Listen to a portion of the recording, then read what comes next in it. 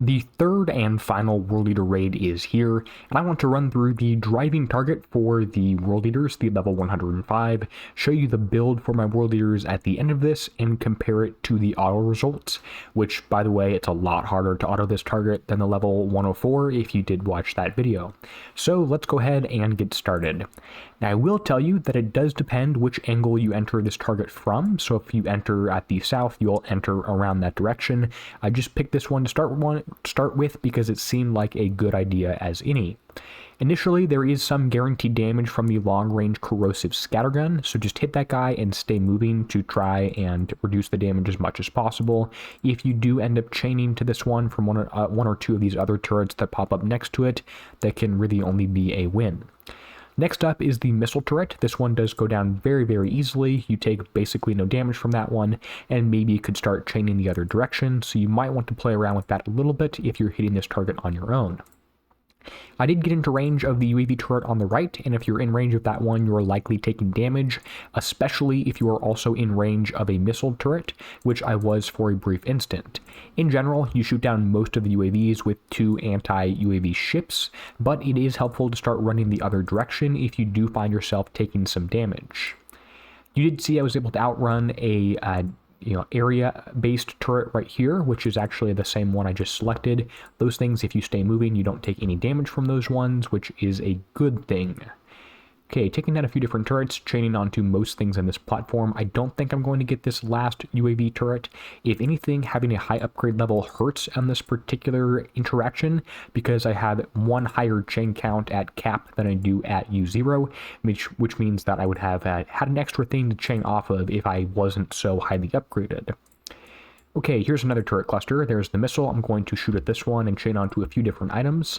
This pink building also has a generally large hitbox, so you might actually be able to use this to chain onto a few other things if you do end up having a few values left on this particular platform. Missile turret goes down. Gales take this down easily, and yes, I did say that Gales take down missiles. Nothing too crazy about that one.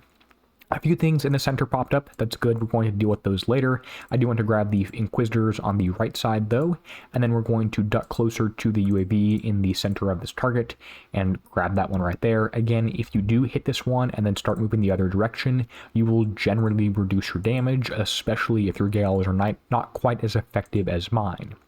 Here's a scatter turret. We're going to get close to this one and then stay moving to take that one down with minimal damage, not zero damage, but minimal damage. And then the short-range scatter gun, you can just outrange and snipe that guy out. I'm going to chain onto a few important things on that side of the target. Let's grab these three Inquisitors and then run the other direction. I don't want to engage the shrouded stuff yet. If you didn't realize it, that these orange buildings, they are unshroud the closest shrouded item to those. So I'm going to get close to this one, hit it, and then run the other direction before the pop-ups actually pop up all the way, because that means that I won't take any damage from those three right now.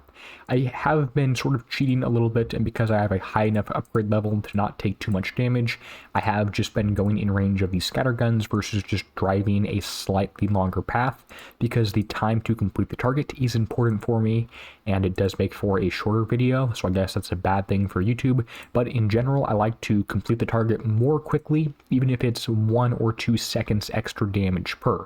That's just something to consider. Here's a case where two UAVs, one from a ship, one from a turret, are shooting at me at once. I try and move away from those ones if you watch back and see that, so I took slightly less damage. Short-range corrosive turret, unfortunately there is a long-range one left on this island too, so I'm going to have to get in close and take that guy out personally, which again, if you watch the retreat bar, does mean I take a very, very slight amount of damage as I get closer to this one. At maximum range, you are actually usually okay and don't take damage from this one, but it is generally not something I would risk. Okay, let's get close to the short-range turret. Grab that guy, should chain onto just about everyone on the platform. I don't care about the missile shooting at me, but the UAV is the important one. And we are just over 4 minutes to complete the target. If you're driving this yourself and not talking to somebody as you're doing it, you may be able to do slightly better in this particular target. Let's go ahead and check the damage, the battle report, and the build to see how this compares with auto, which, spoiler alert, is better. Most of the damage here was corrosive and is likely from the long-range corrosive scatters I got in range with, as well as the Inquisitors. I didn't have perfect driving against those this time, and penetrative damage slight amount from probably UAVs getting through. The total repair time is 7 minutes and 40 seconds. This was actually the first ever target I hit of this one, which just kind of shows that the driving between these particular raids is not too different. I did hit 2 of the 104s, as well as open some chests to get that 70k points, which you see as extra. And if you're curious, the damage on auto is 55 minutes of repair, so I can drive it, for instance, or auto for 55. I will actually likely auto most of these particular targets as I'm, getting ready to leave in the morning, for instance.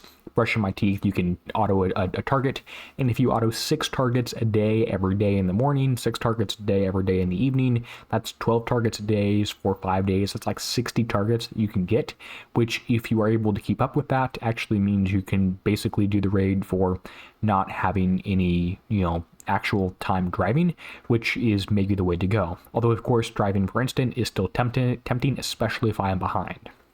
I do have 3 damage ships. The build on these is basically complete, except I don't have enough UAVs to have everything on legendary, whatever, that's fine.